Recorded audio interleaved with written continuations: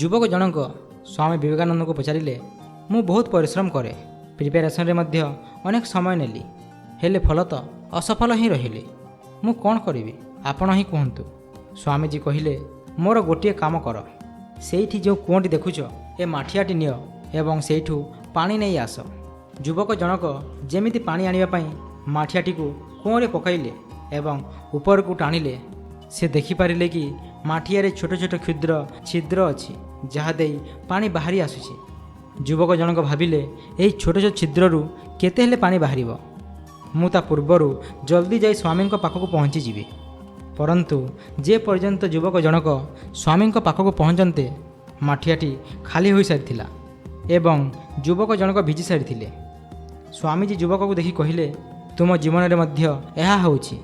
ତୁମ ମନରେ ମଧ୍ୟ ଅନେକ ଛିଦ୍ର ଅଛି। ଗୋଟିଏ ମୁହୂର୍ତ୍ତରେ ଅନେକ ବିଚାର ଚାଲୁଥିବାରୁ ତା'ର ମାନସିକ ଊର୍ଜା ବ୍ୟର୍ଥ ହୋଇଯାଉଛି।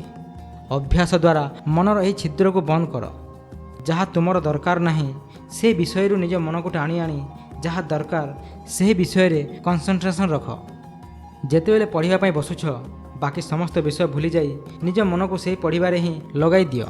ପରିଣାମ ନିଶ୍ଚୟ ଆସିବ।